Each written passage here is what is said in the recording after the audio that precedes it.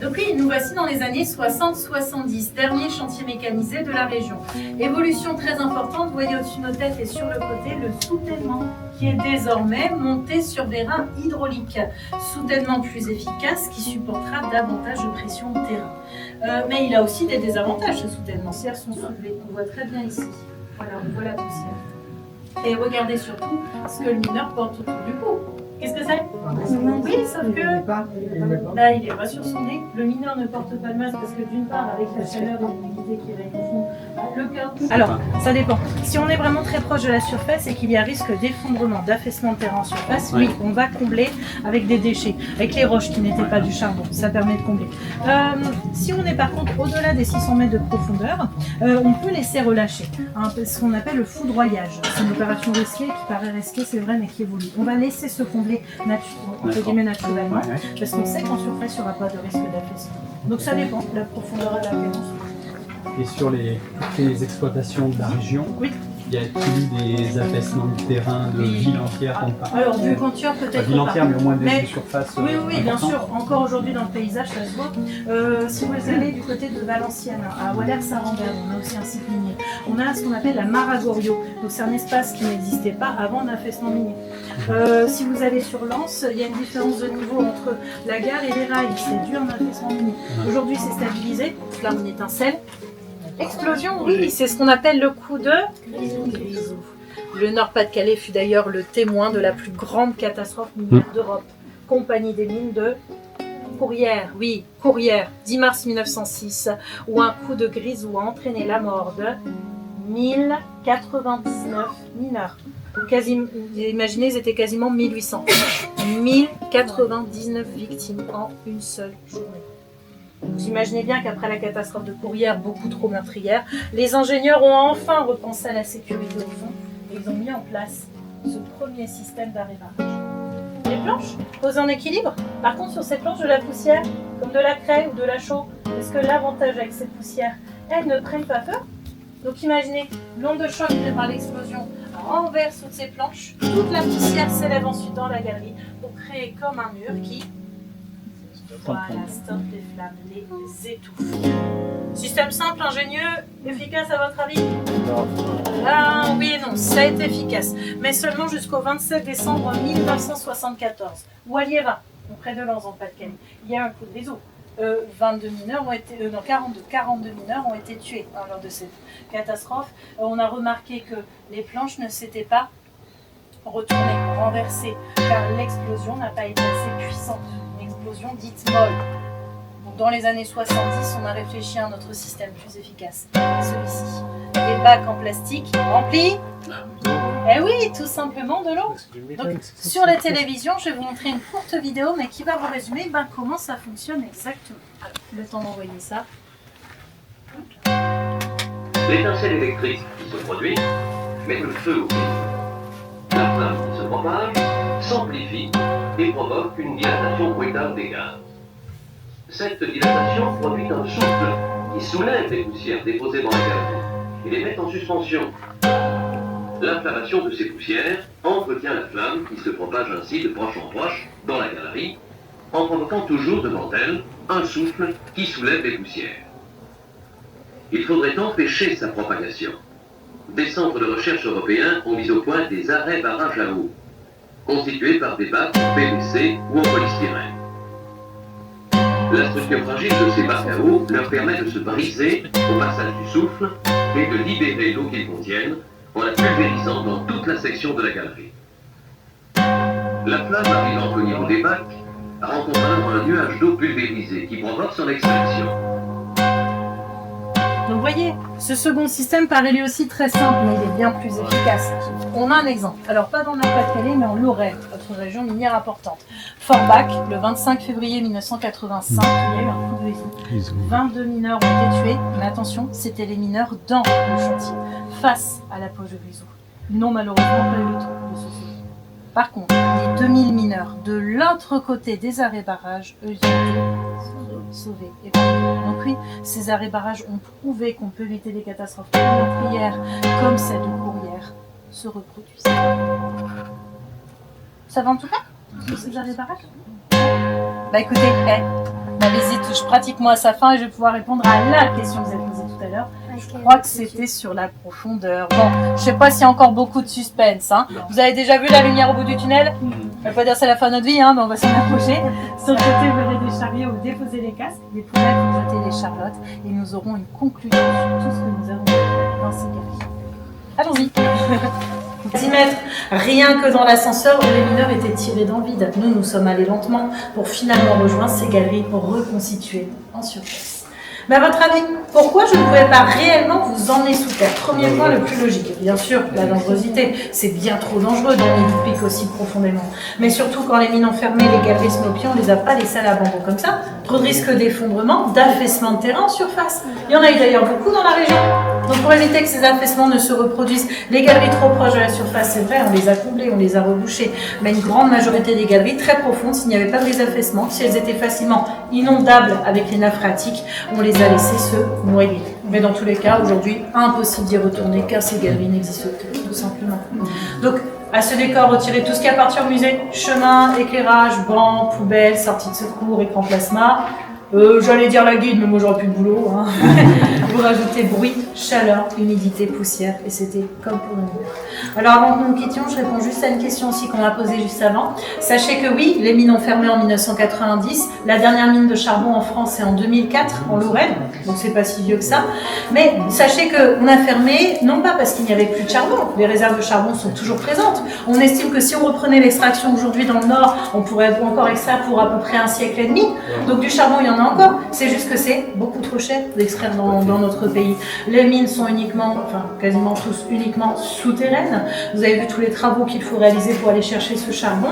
Quand on pense qu'aujourd'hui dans le monde, la majorité des mines sont des mines à ciel ouvert. Allemagne, Chine, Australie, Afrique du Sud, États-Unis. Le charbon est beaucoup moins cher si on le fait importer de ces pays que celui qui se trouve sur on peut pas creuser. Pardon? On ne peut pas creuser en surface, faire une cuve, je sais pas. Les profondeurs sont beaucoup trop importantes. Vous avez vu notre tissu urbain, il faudrait à ce moment-là raser des villages entiers. En Allemagne, ils se permettent de le faire. Mais non, nous, nos réserves sont beaucoup trop profondes pour qu'on puisse le faire. Ce sont, pour ces pays, je vous ai cité, les ressources en charbon sont très proches de la surface, donc ils peuvent le faire. Voilà. Nous, en France, c'est pas possible. Mais du coup, c'était quand même rentable avant. Avant, oui. Avant, oui. Mais parce que c'était. Qu'est-ce qui faisait fonctionner l'économie, les machines et la vapeur, etc. C'était le charbon. Depuis les années 50, la concurrence d'autres énergies beaucoup moins coûteuses. Alors déjà, d'abord le pétrole, mais surtout nous en France, on a fait le choix du nucléaire. Voilà, exactement. Donc c'est aussi les politiques énergétiques qui ont fait que.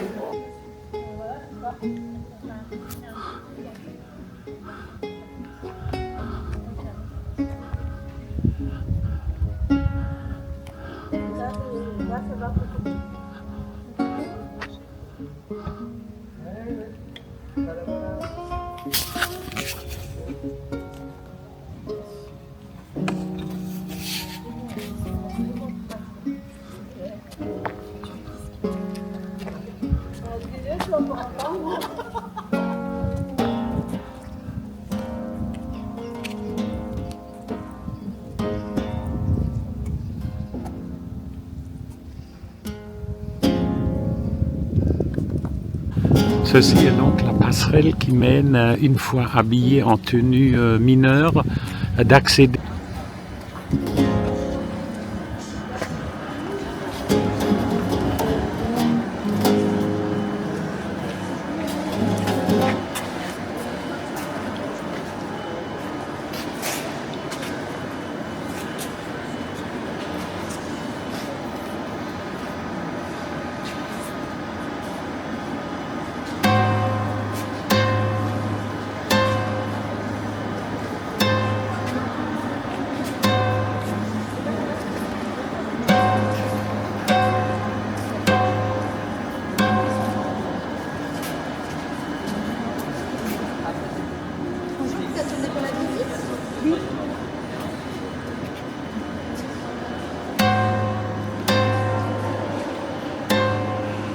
Ceci est donc la salle des machines. C'est celle qui emmenait les mineurs au fond de la mine et qui est remplacée aujourd'hui, si on veut, par un ascenseur.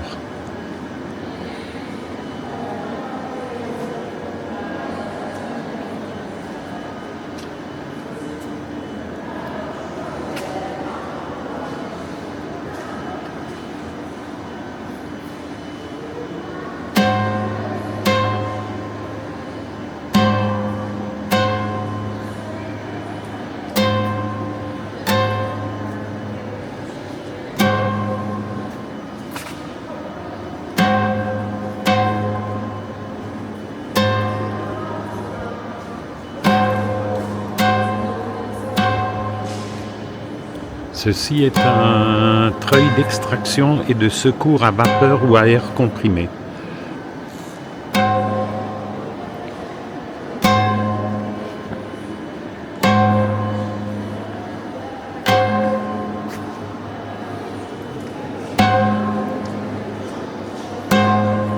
Encore un treuil d'extraction.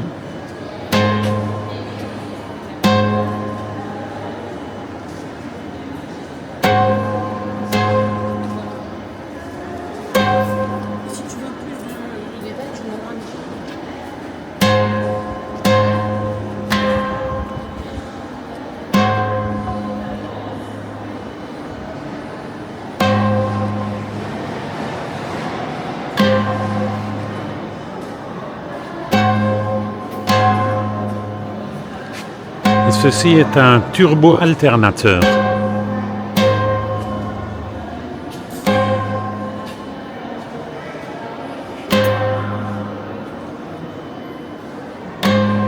Donc la tension est de 5200 volts. Intensité 835 ampères et période 50 Hz.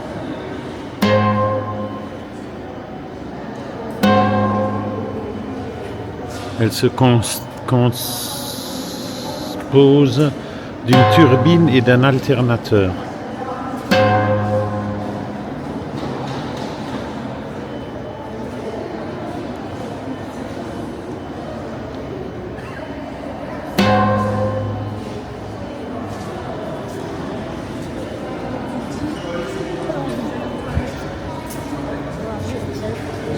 Elle veut aller aux toilettes, je t'aurais dû le dire, on aurait été...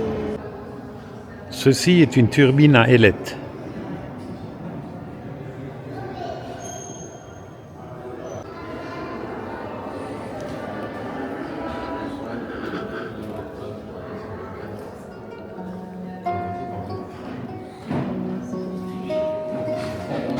Et là, j'entre dans la salle des compresseurs.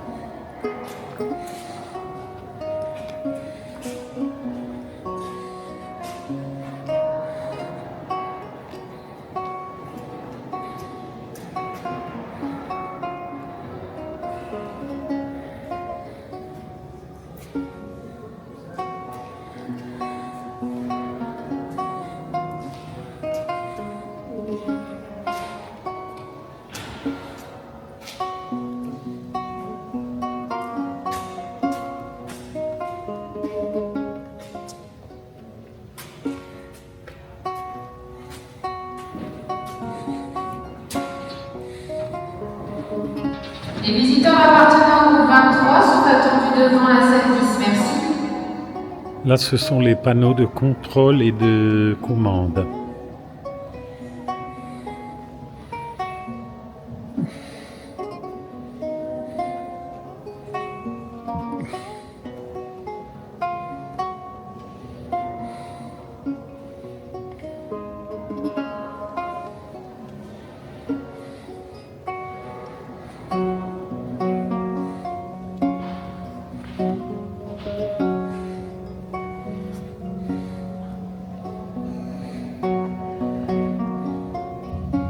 Ceux-ci, ce sont les derniers ascenseurs pour les mineurs.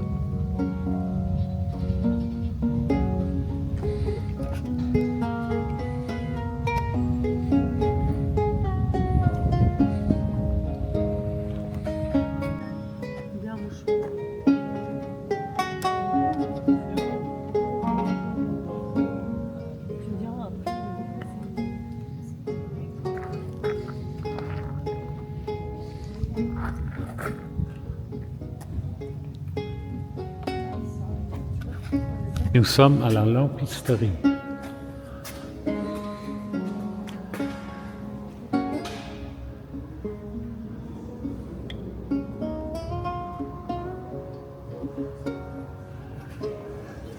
Chaque lampe était attribuée à un mineur et c'était toujours la même, il devait s'en occuper.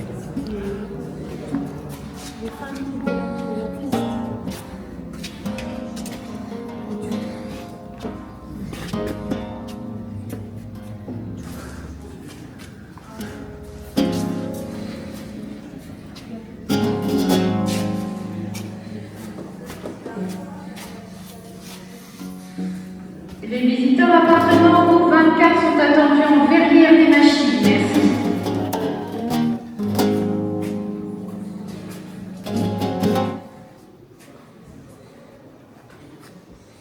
Nous voici à l'infirmerie.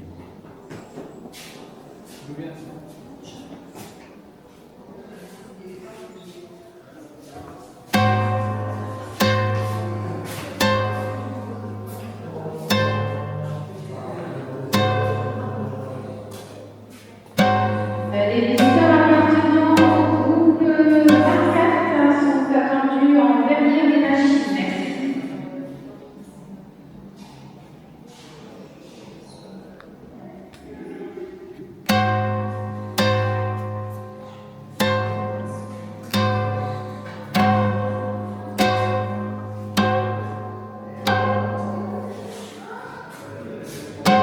Ceux-ci, ce sont les attelles et gouttières pour immobiliser les membres supérieurs.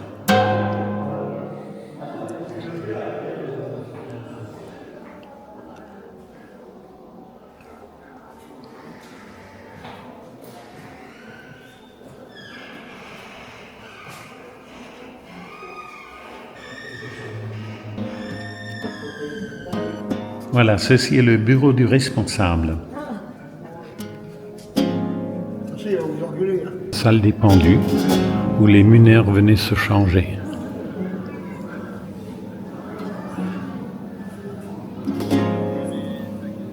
Fameux bar avec un distributeur de café.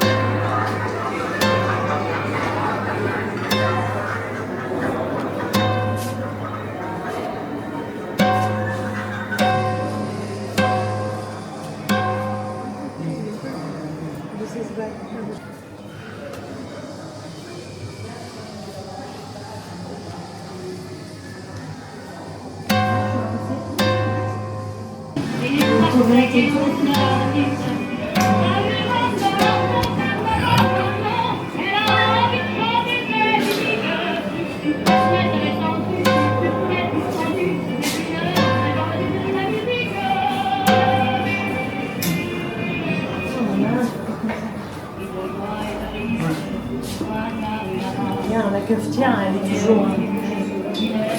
Sainte-Barbe, la patronne des mineurs.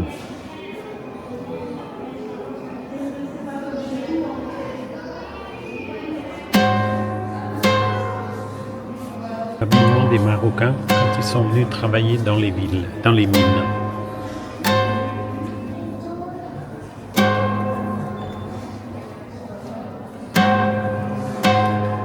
Pompe à incendie que nous connaissons d'ailleurs encore.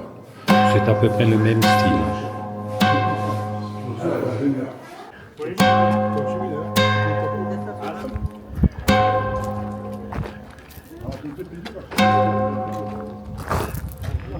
Le bureau des géomètres.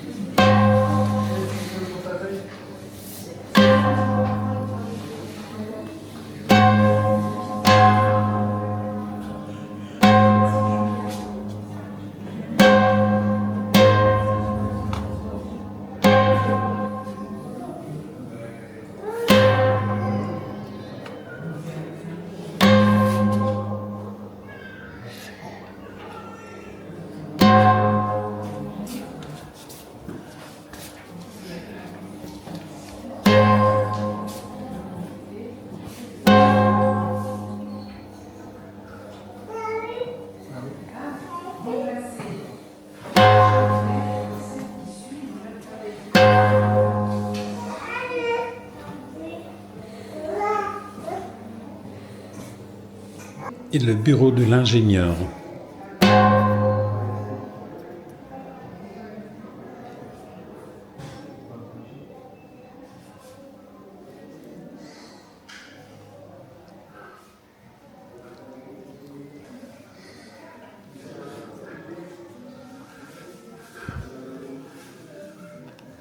Donc, visite de la mine Leeuwarden terminée.